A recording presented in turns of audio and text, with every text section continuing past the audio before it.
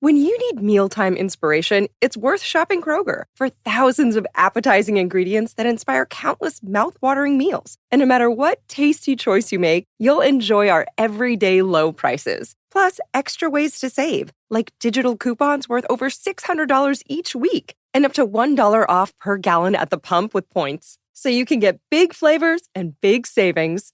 Kroger, fresh for everyone. Fuel restrictions apply.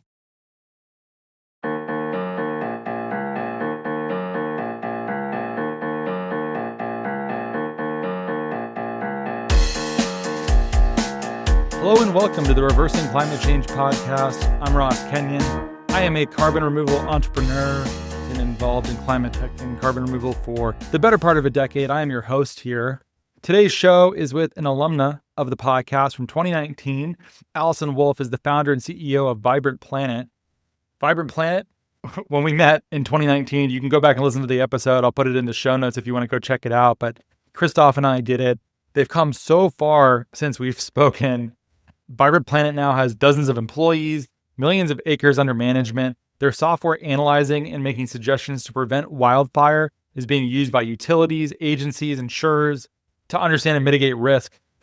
This show is especially timely with the wildfires currently raging in Los Angeles. We recorded the show on January 9th, 2025. Right now, me recording this is January 10th. This should come out early next week. People are going to be thinking about wildfires for a while now. We're going to discuss what kinds of fire can and cannot be mitigated.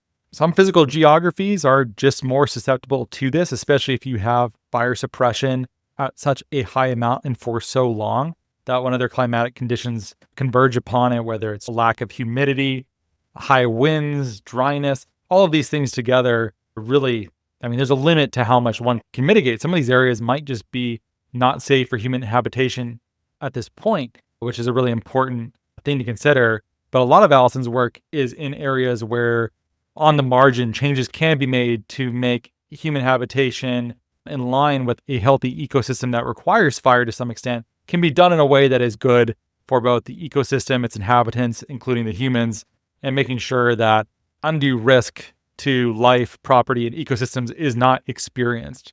So it's a really interesting podcast where we are talking about something that is happening now, something that's going to be really important moving forward.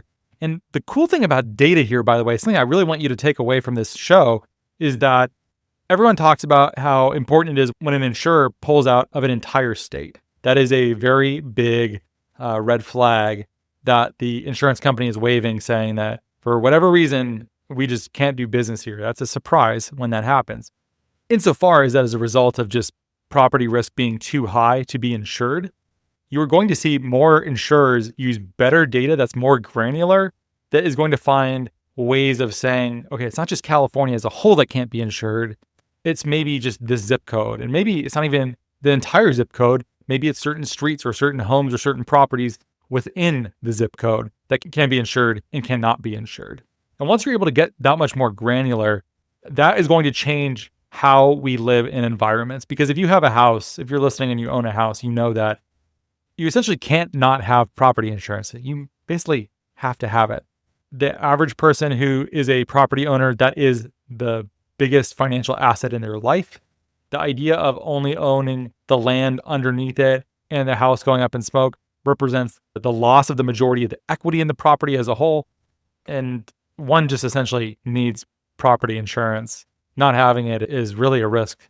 And so when government sometimes tries to make things easier by having state plans that insure uninsurable property, it might make sense politically for the people who suggest that.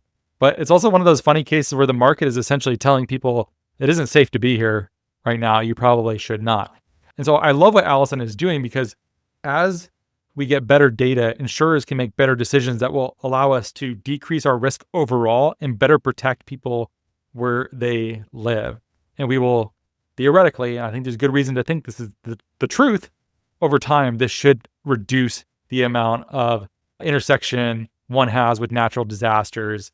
It will make us safer. So I think this data play is very fascinating and very important. I wish Vibrant Planet all the best. They've had a lot of traction, a lot of partners. You should go look at all the things that they're doing with the Climate Innovation Fund at Microsoft. It's a very prestigious thing to be a part of.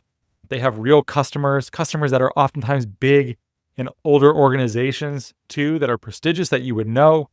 So thanks for teaching me everything about forest fire that you could in the small amount of time allotted, Allison. Best wishes. Thanks for listening, and I hope you enjoyed today's show.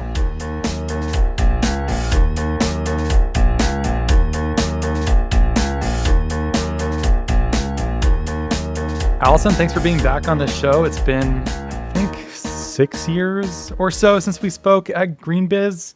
I remember the exact room we were in. So much has happened since then. Thanks for coming back on. Yeah, thanks for having me. Excited to chat and give you a big update.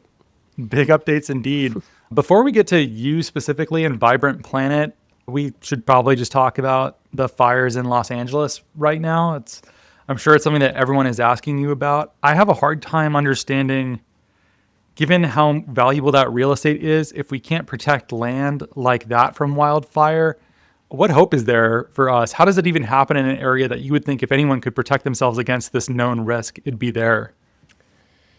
Yeah, the Los Angeles situation is absolutely horrific. It's sort of the worst case scenario, unfortunately. And it's also where there are much bigger fundamental issues at play. So our software helps with risk mitigation, and a lot of that is around fuels reduction in and around communities. So, and really looking at defensible space, parks and BLM land and Forest Service land that surrounds communities, and making sure that we're reducing fire severity. In Los Angeles, unfortunately, there's not a lot you can do about the situation. I mean, when you're dealing with hurricane force winds, I mean, we've got 100-mile-an-hour winds there, really low humidity, months of drought. I mean, the dryness factor we haven't seen since the 1800s. My friend Daniel Swain, a climate scientist that really intersects with fire a lot, was quoted yesterday. There's just not a lot you can do about this. This is like a Category 5 hurricane situation where it's just going to happen every now and then. And of course, with climate change, these events are happening more and more frequently. And you know, the solution in this case is less about the kinds of treatments that our platform prescribes, although we are doing some analysis right now because we are deployed down there, and where the fires are near Pasadena, there are actually treatments that could have reduced the severity of the fire. So we're looking at that. But really, this is a where are humans going to be able to live problem. How do we live within a fire-adapted ecosystem? We have to remember we chose to build in a place across the entire western United States where fires rolled through naturally on a regular basis. It's part of how the ecosystem functions. It's how these ecosystems cycle carbon, how they cycle nutrients, how they, keep brush down, how forests are culled to a sustainable number of trees per acre. And we've had 100% fire suppression policy for 130 years. We put every fire out. Only 2% to 5% of fires get out of control like this. We're really good at doing that, but it's also biting us in the ass because we have these fuel buildups and we continue to build homes and in places that are fire prone. And so this is just sort of, we have to live with it. That said, we do know how to build with materials that don't burn. We know how to do defensible space, but we sure like our shrubs around our houses and our trees in our backyard that wouldn't be there, right? Like Los Angeles area didn't have trees. It was a desert. So, we really we've designed communities to create this problem, unfortunately. But that also means we can, to some extent, design our way out of it. And where we look at things like community design to have better ingress-egress routes to get the public out and to get fire operations in, we're seeing that failure right now. We didn't design for this. How we design homes, building codes for homes, there are fire-resilient materials that you can build with. how we do landscaping. Like all these things are a design problem to some extent, and that's really down in Southern California, a lot of the Southwest. That's really the solution to this fire problem. Our system's a little bit less relevant there, but again, we are doing some analysis on places where a system like ours could have helped a little bit. How much do you think managed retreat is going to be the future? Are many of these homes in Malibu or Pacific Palisades going to be rebuilt, or will it just be decided that they're uninsurable? Even at the state level, the state might conceivably decide that this is too risky. Do they even do that, by the way? And then we might just no longer repopulate these areas. Is that likely, or are we just going to do the same thing over again? Well, history shows we keep rebuilding in places that we know are going to burn again. Paradise, California is an example of that. Again, we could rebuild differently with fire resilient communities, natural fire breaks, ingress egress design. We could build better. Unfortunately, we don't have a good track record there. So I don't expect any change to happen. I think people will rebuild. The question now is insurance. So the implications on insurance for California, where insurance has already stopped underwriting anything new, and where the effects of this are going to be devastating. I don't know, but there are a lot of people on the FAIR plan already in this region. And my guess is that the FAIR plan went bankrupt yesterday. And we've always known one big fire, the FAIR plans, unless they mitigate risk, unless we build differently, they can't sustain. So it's a really bad situation. It'll be very interesting to see what happens with insurance after this event. What are the politics of the FAIR plan? That is the California state plan for listeners, yes? Correct. FAIR plans in many Western states have recently set them up. It's basically insurance of last resort, where it's a state-funded program. It's funded by the state, but also the largest insurers put a percentage of their basically, it's based on how much insurance they underwrite in a state. Those big insurers, think State Farm, Progressive, et cetera, pay in that percentage that represents their portion of underwriting in a state to fund this insurance of last resort mandated by state laws. It's just not enough money for what we're dealing with. It's just not. Is it political suicide for state-level politicians to recommend that there's buyouts of uninsurable homes and we stop trying to defend indefensible, fire-prone lands? It just seems like suggesting that. It sounds weak. It sounds unpopular.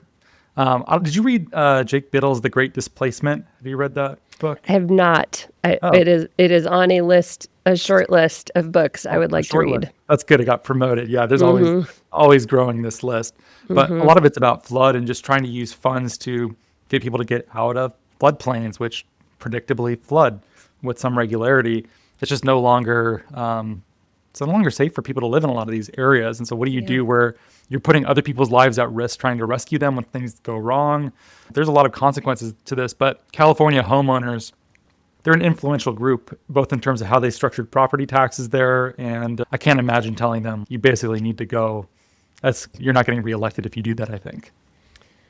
It is. It's a really, really difficult situation. And I don't even want to guess how things play out here. But yeah, there's layers of issues.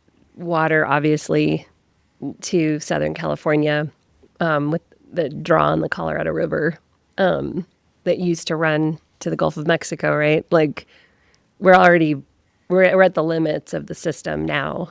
And so these events, I think we have to ask ourselves those questions of, does a proposal like you just laid out make sense? I don't know. It does to me, but it's a very difficult. It is political suicide, probably very hard. Like who proposes that? How does that actually happen? I could just imagine someone like Gavin Newsom having proposed something like this would be absolutely excoriated by people who are already critical of him. I have a hard time imagining what the upside of that would be, even if it was the responsible decision. Yeah, absolutely. Yeah, and just even what's happening, the backlash on him around smelt, right? The protected fish that is making sure that we have a functioning water system for the entire state of California. And, he's being blamed for this. But, this is where humans are so bad at thinking beyond ourselves and our own kind of safety. We also need water to drink and farm with. California is 13% of global ag, and we have to have a functioning water system for that massive draw. But we just are so singularly focused. I think the policies in California around water and protected species like smelt are critical for ecosystems. Humans can't exist without the ecosystem functions, right? So it's really too bad to watch the blame happen. It's a funny reversal because I think most people imagine that political systems are more responsive to climate risk than the market is. I think they associate the market with unpriced carbon pollution that leads to climate change, and this is a big market failure. But this is one of the few cases where you can point to and say insurance companies pulling out is a market response to climate change that should cause human behavior to change. That is a free market response that could be instructive to people. But the government has intervened and made that signal much weaker as a result. It's like a funny topsy-turvy kind of thing. I don't know if you agree with that, but it always strikes my brain as humorous. Yeah, we humans are bad at planning. Generally, Might just be that we're very reactive, right? Like we're good at reacting. There's a lot of heroism in reacting, and we're not good at the prevention. An example I like to give is, when Ebola broke out in Liberia years ago, we raced in with hazmat suits and we contained it, and it didn't spread, and within a matter of months. And then no one still has dealt with the underlying reason Ebola broke out there, where there's a war-torn country with no healthcare system, and no one wants to deal with that I call it slow change versus fast change. We're really good at fast change and reaction and disaster response. We're really bad at dealing with foundational problems that create the problem in the emergency in the first place. And fire is certainly one of those cases where we know what to do. We can mitigate a lot of this risk. Again, there are going to be anomaly events like this hurricane, category 5 hurricane kind of situation we're dealing with in LA. Those are just going to happen. And they are going to happen with more frequency with climate change. But there is a lot we can do for fire resilience. It's one of the climate-driven risks we can actually bend the curve on. And we know how.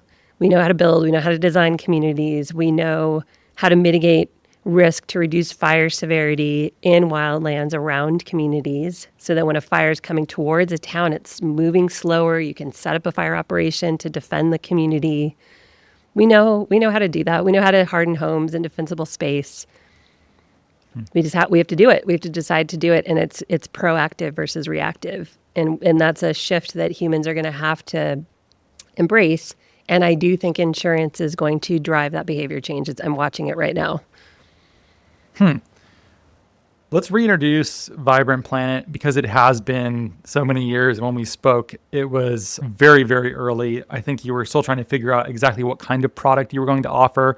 I'm thinking back to that podcast. I remember you were enamored of the idea of mobile pyrolysis machines turning waste wood in fire-prone areas into biochar. I don't think that's a part of it. It seems like you've moved more in a data direction. I'm still a biochar freak. Well, of course. I think you dig a little bit deeper into any of these areas, you end up close to biochar in some way. But you've moved into data, seemingly, and offering services and analysis that help prevent and mitigate fire risk. So what happened over the last 6 years? And tell everyone about Vibrant Planet. Yeah. So I think when we met, our company was an idea. I'd started a nonprofit to try to figure out where technology can help solve a big system problem. where we really need it's the planning problem. It's the issue with biochar and syngas that can be produced from forest waste.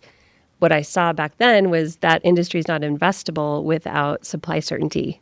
It goes back to a planning problem.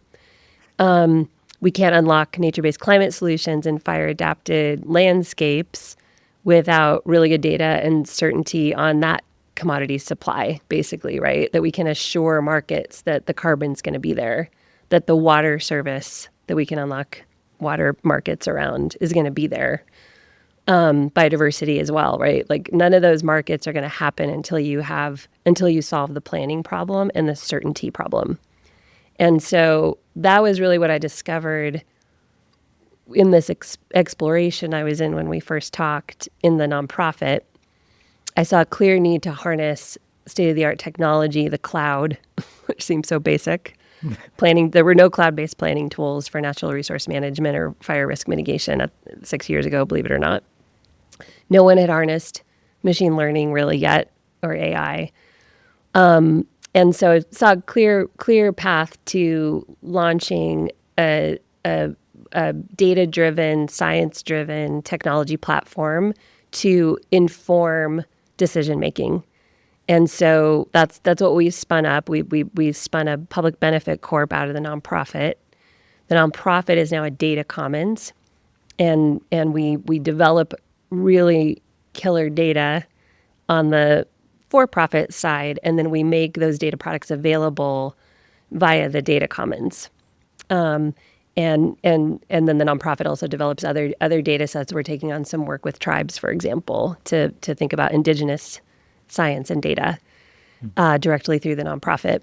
So the Public Benefit Corp, which is Vibrant Planet, is building these really sophisticated analytics and prioritization and monitoring capabilities. It's a tool set. We sell it as an annual subscription to the Forest Service, CAL FIRE, counties, fire districts, utilities to help with. We have this much budget. We know where the biggest risks are for wildfire, flood, landslides, those kinds of disasters, and they interrelate too, right? Like after you have a really big fire, there's nothing holding the ground, and then you can deal with up to 4 years of landslides afterwards.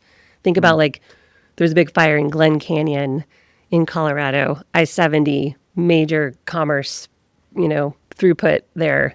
And there was a big fire, and then there was a landslide. I-70 was closed for, I think, 3 weeks and cost tens of millions of dollars of detriment to the economy. So we really help all these agencies with where do we go to get the most bang for the buck in terms of avoided losses, but also where we can enhance ecosystems the most. So where we can actually restore carbon, water, biodiversity functions, and even recreation, public health as a service. What's it like selling to public agencies and utilities, whom I imagine the reputation is as slow, lumbering organizations that are difficult to sell to? What's it like doing business over there? Just like that. Just like that? But I can say, boy, have I met some of the most incredible people inside the U.S. Forest Service, BLM, Homeland Security, U.S. Fire Administration. I mean, the people that are public servants in these agencies are absolutely mind-blowing. They're caught in bureaucracy that was set up for good reason, right? Environmental analysis to permit a project to cut trees down to save a forest. We need that in place, right? Because we humans don't have a good history of ecological management over the last 150 years. So all those rules are in place for good reason, but they also bog the system down and hog tie really innovative people inside these agencies.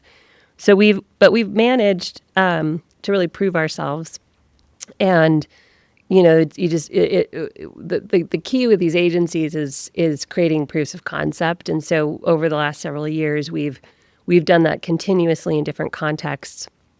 And with Forest Service, CAL FIRE, all these agencies, and so we're now at a point 4 years into starting the Public Benefit Corp, where we're proven we're a known entity all the way up to Congress, including the incoming Congress, and we're very much poised to go big now, which is great because now is the time to go big, and the agencies know it, and they're really looking for accountability on the efficacy of spend. What were the actual outcomes achieved? Did we put the dollars where they mattered most, and what happened there?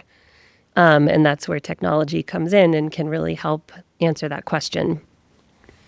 I imagine you might be less vulnerable to political changes as well, given that there's such a strong regional, commercial, protective design in the example you gave with I-70, where if that's closed, R or D, it doesn't really matter. Your district is losing out on huge amounts of funds. And whether it's anthropogenic climate change or just a freak thing about nature, it doesn't really even matter at that point. Your goal is to make sure that this doesn't cause a catastrophe. And that's not political in your experience, I imagine. It is not. It is very purple, thankfully. And we're ironically very well positioned as we move into the era of efficiency and accountability. And the Doge, we built a system exactly for that. So it's very apolitical, and yeah, we're well positioned both on the agency side and the congressional side to actually make that happen now. And I'm excited, ironically, about where if some of the changes being talked about to reduce red tape, get work done, as long as the guardrails are still there on the right work, and that's where our system really helps visualize. You need to care about the water source for this community. You need to care about the biodiversity that enables the hunters to go get turkey and like some of the trout. That's all. Everybody cares about this stuff. We just have to meet people where they are and help them visualize what's at stake beyond just our houses and lives. There's a lot more that is key to our survival that we can put on the table through data visualization and helping people weigh trade-offs on this versus that plan. I always like hearing stories like that. And I asked that question about lumbering organizations in a pejorative way, but I actually have a great deal of sympathy, and that sympathy grows as I get older too, where even a small company and small companies I've worked at, making changes, even there can be agony at times too. I'm sure you've encountered that internally too, where if you've ever had to make a pivot, it often takes way longer and is way more emotionally and structurally difficult than imagined. I can't imagine if you're at a company or an agency that's thousands of people and has a lot of different political incentives that one needs to keep track of, trying to make changes. It's non-trivial. I don't think it's because anyone did anything bad. It's just there's checks and balances, and all of the personalities and stakeholders as an organization grows. It's hard, even small startups. I don't know if it's been that way for you ever, but you've probably caught some whiffs of that even at Vibrant Planet. Oh, for sure. For sure. We're constantly thinking about our own decision support system for ourselves on where should we point.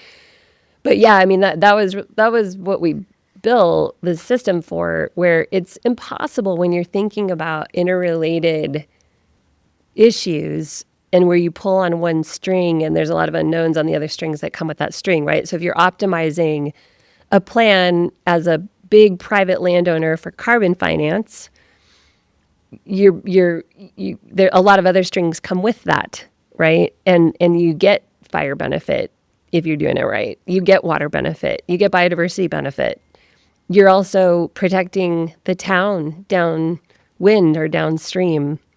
Mm-hmm. And so it's all interrelated. And when you're dealing with an agency like the Forest Service or BLM, they by law are managing for carbon, water, biodiversity, recreation values, and they have to make sure that the towns in and around their communities are protected. They have to make sure that the roads that run through their forests are clear so that you can evacuate and you can get fire operations in to defend communities and resources.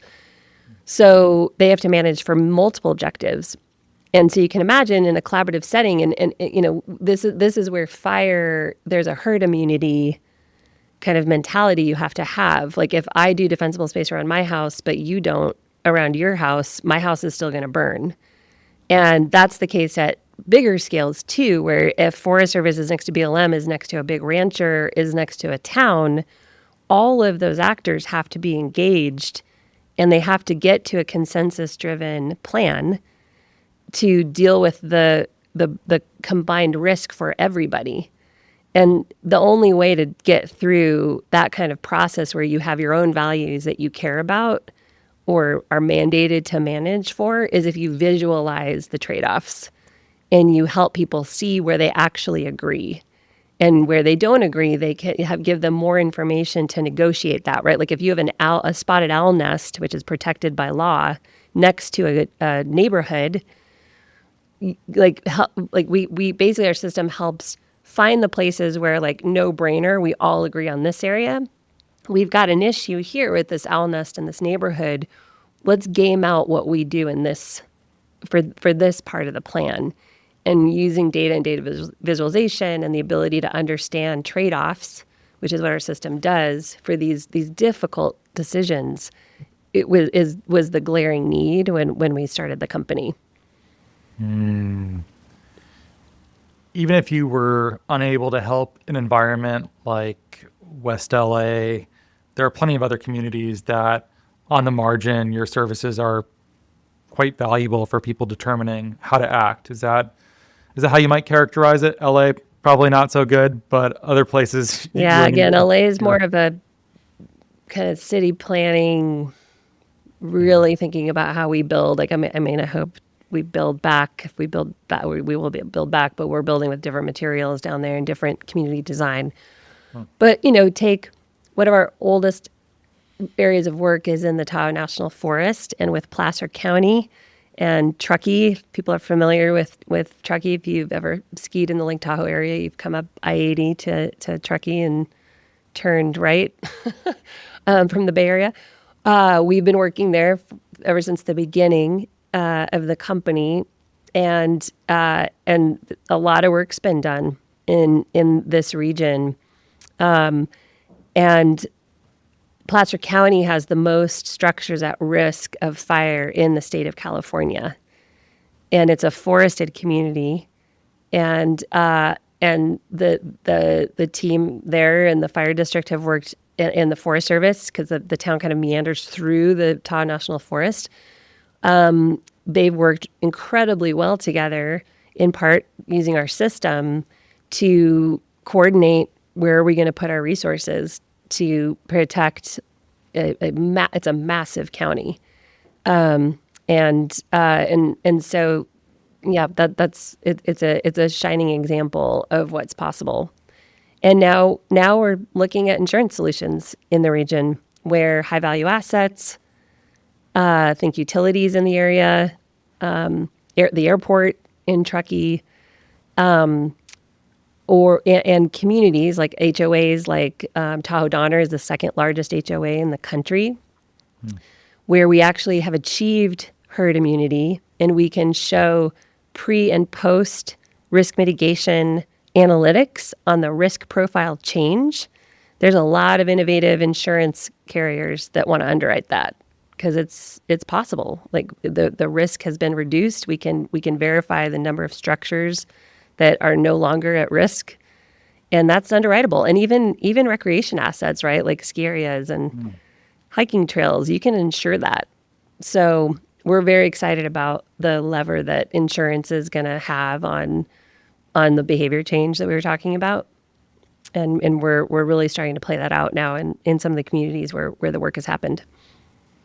It took me a while to come around to being able to see that, because I've been thinking that some of these areas are just so dangerous that they are inherently uninsurable in the near to medium term future. But that may not actually be true. I know that there are insurance companies that are trying to use this data to make it so that we don't need to leave the mountains in certain parts of Southern California behind entirely. And obviously, if State Farm or others just leave an entire state to the right kind of nimble insurer, that just looks like opportunity rather than, okay, there be dragons, stay away, never go over there. Yep. So it's unsurprising that there's just nimbler younger organizations that are ready to insure some of those, does it make sense that an entire state is uninsurable? Probably not. There's probably pockets that are better than it might look at first glance. Absolutely. That's where we're starting to play, where we can show this is underwritable now, and you can price affordably, and we can show over here, there's a bit of a problem, but this is how you'd mitigate it. Here's who needs to be engaged in that mitigation across jurisdictions down to the parcel scale. And then, here you got a really big problem. That's a 20-year problem. Like, we can see that now. And that can really shift, that can really change the game. And then again, like where risk, there's a lot of places that work needs to be done. But if it's done, I mean, you can spend, we're starting to do analytics like, $20 million of risk mitigation work, defensible space around homes, work in a park or Forest Service land, BLM land around a community to reduce fuels, slow that fire down, reduce ember cast, right? Like ember cast is what's causing all these fires to light up all over Los Angeles, because embers are traveling when you've got 100-mile-an-hour winds, miles and miles and miles, and then hitting a roof or a deck or whatever, right? And so all those things can be dramatically reduced with the kinds of treatments that our system prescribes. And then we can do with data visualization, and we've got this incredible foundational model that maps vegetation. We can show what changed and how the fire modeling changes with really solid predictions. So yeah, it really unlocks a lot of opportunity. But there are situations where, I know that Governor Green in Hawaii is incredibly frustrated with what's happened in Lahaina and the profits the insurance companies have made on that disaster. And there are conversations about, like, where do we just pull out of insurance and set up our own way to self-insure? There's structures like captives that you basically, if you've mitigated the risk, you can pool funds from public and private resources and then just self-insure way less expensively than underwriting's happening right now, because insurers just have sort of a blanket approach of, we're just going to pull out. So anyway, it's a very interesting time right now. That is interesting. I could see, obviously it depends on the time scale and the amount you have to pay, but with insurance versus self-insurance, you're like, okay, if I take out life insurance and I die next month, I come out pretty good, or my descendants, my beneficiaries come out. Well, yeah. I don't personally. You don't.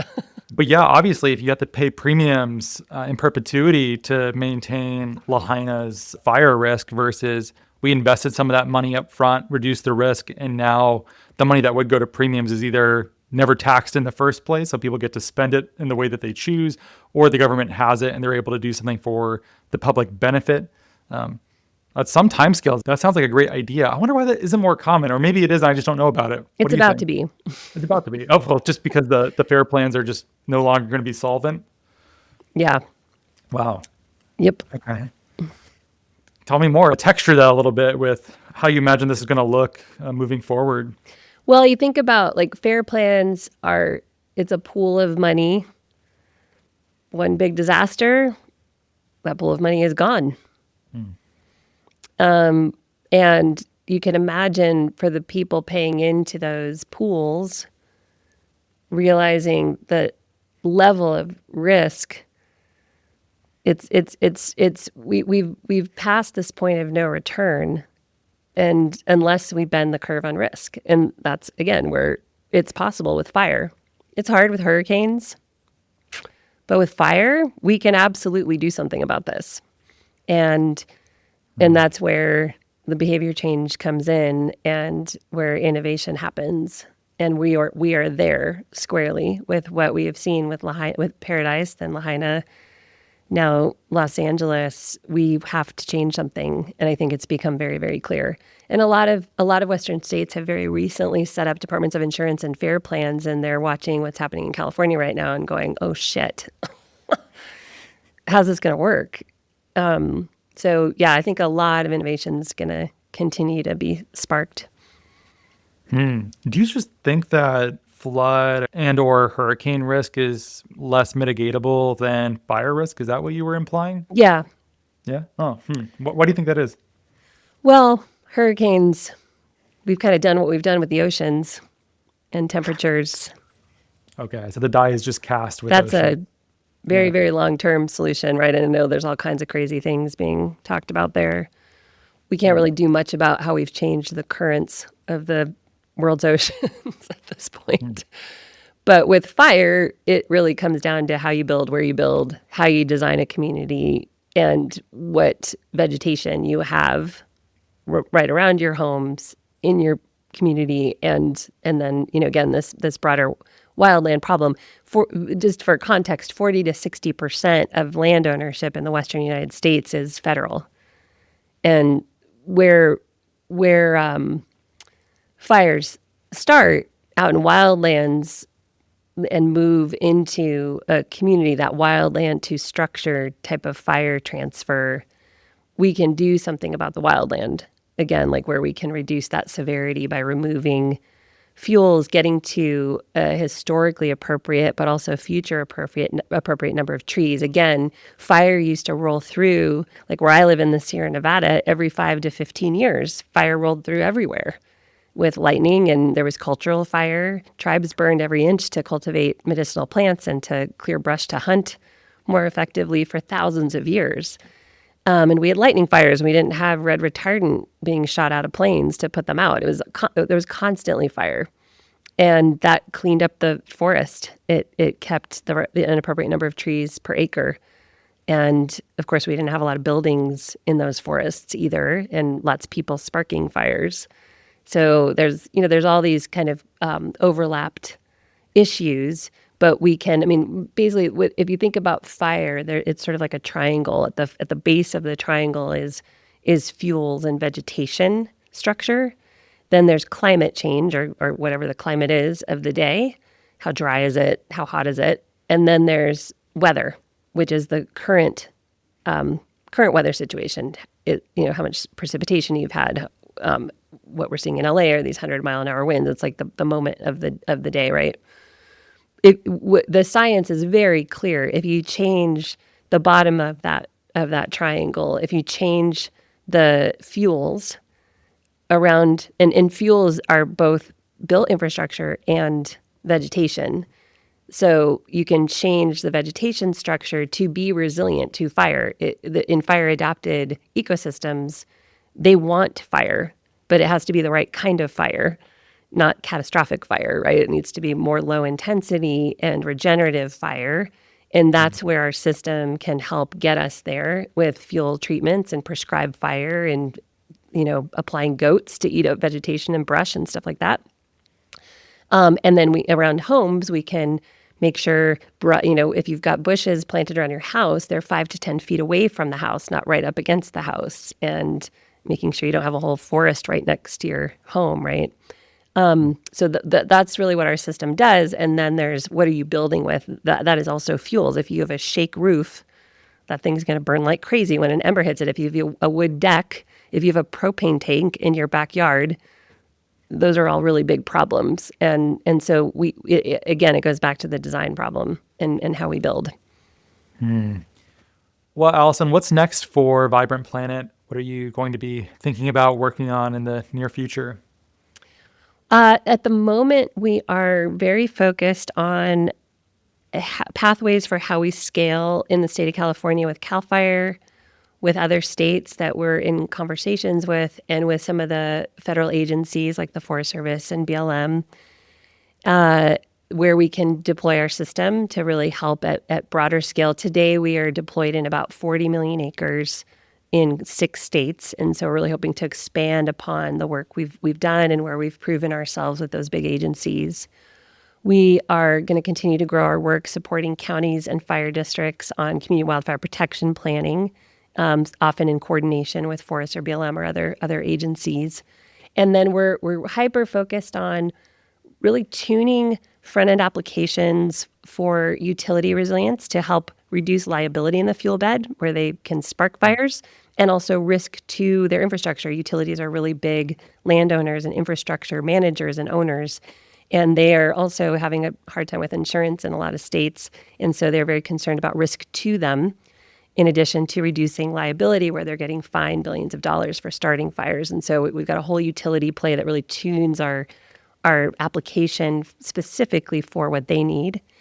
And then we're starting to put together some of these insurance pilots where we've worked with communities to change the risk profile around a community, around a key asset like energy infrastructure or a university, and really prove with actual underwriting, working with some of the innovative managed agents and brokers, that insuring these assets is possible profitably.